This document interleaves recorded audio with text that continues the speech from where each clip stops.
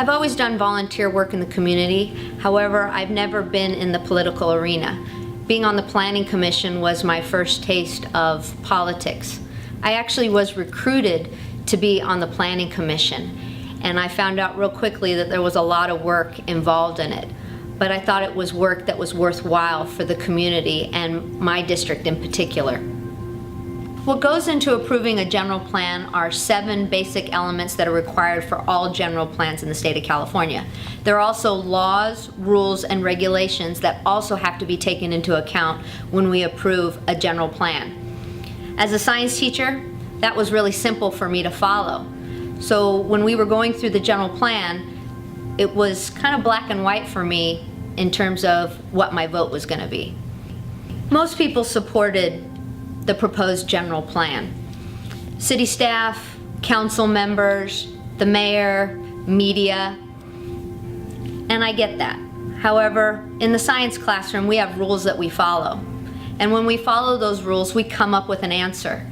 And this general plan didn't follow the rules. It actually broke laws, and it wasn't the answer for creating a better Stockton. I voted no on the general plan because I followed the law, the rules, the regulations in order to get a healthy community. The general plan was illegal. It was the legal definition of urban sprawl, which is what got us into trouble. The institution, politics, the leaders were all telling us, adopt, adopt, adopt. The mayor, council, media, but the public knew it wasn't right. We had the Murata Group, Campaign for Common Ground, Sierra Club, all coming out telling us what we were doing was wrong. But nobody from the city told us what we were doing was wrong. And I think that falls in line with, look at bankruptcy here in Stockton.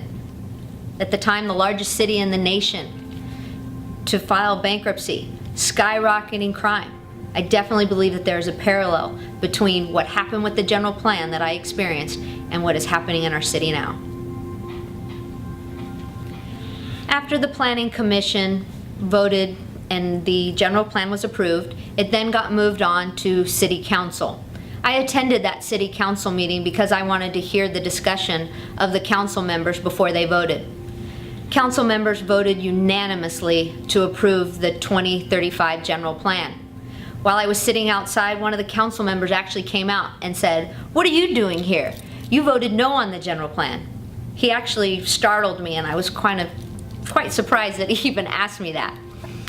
The press, it came out, it was a victory. They did the victory dance, the victory lap. Yay, we approved the general plan. 1 month later, we were sued by the Attorney General in the state of California saying that our general plan was illegal. I see many parallels between the approval of the general plan and what's going on in our city now. City Hall seems to listen to themselves or to their friends. Let's look at crime and what's happening with that. We had the Baraga report that came out of Harvard University. It was commissioned by Mayor Chavez at the time, where they came out and they actually told us what our problem was. They said we needed more police. We ended up being one of the lowest staffed police departments in the nation. We had less than 1 officer per 100,000 residents. In direct correlation, crime skyrocketed with the fewer numbers of police officers on the street, which is what the Baraga report stated would happen. So if we want to look at another parallel, we have our bankruptcy. We were spending money, we were borrowing money, we were living like we were on Wall Street instead of where we actually were, which is Main Street. We built the arena, we had Neil Diamond come, we entered into a contract with Para Gary's. None of these things were what we needed. They were things that somebody wanted. Like the general plan, nobody said there was anything wrong with the borrowing and spending that the city was doing. And if somebody did say something was wrong with it, they were probably treated exactly the same way I was when I voted no on the general plan and against the political establishment. We have to create a climate in which vigorous debate is good, that the council can have this discussion and have the best ideas rise to the top. It might not always be the most popular vote, but it will be what's best for the city and the people of Stockton. The reason why it's important for our city council to have vital discourse is so that they can make good decisions. A recent example of that is Measure A. Measure A is a 3/4 cent sales tax with the money going into the general fund in order to hire 120 police officers. Now this might surprise you, but I voted no on Measure A. The reason I voted no on Measure A is because of the climate of our city council and staff. The culture has not changed at all, and they still are going on as business as usual. Even though the police department is hiring more police officers, they are not at the staffing levels that they needed to be before Measure A is to be implemented. We're playing catch up.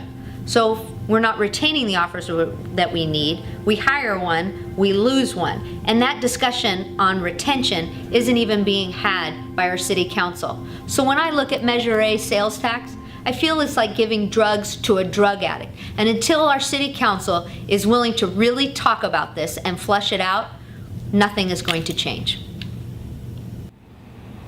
I'm asked all the time why I'm running for city council. People think I'm crazy. Even with my work on the general plan, where some of my decisions weren't always popular, I still want to serve my community. My kids go off to college, and I'm talking about my kids, I mean my students, but it's like they're my kids. They go off to college, and I tell them, come back. And they're saying, why, Miss Fugazi? Why do I want to come back to Stockton? I'm not going to be able to find a job here. I don't know if I could raise my family here. Look at the crime. And I want to create a city where they can come back, they can live here, raise their family, play here, do everything that anybody wants to do in a city. So what am I bringing to council?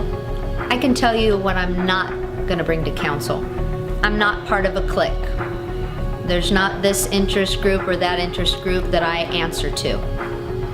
I'm not bringing any form of ideology to the council. And I don't claim to have all of the answers. What I am bringing to the table as a council member is process. So as a science teacher, there's a process that we follow when we do our experiments. I'm also bringing diligence. My students have homework to do. I have my homework to do as a council member. I'm also bringing fairness. Every kid in school wants to be treated fairly, and you learn that right from the get-go. And the last thing that I'm bringing is inclusiveness. I want to involve everybody in the decisions that we make. If I'm able to do all those things, that is how I'm bringing leadership to the council.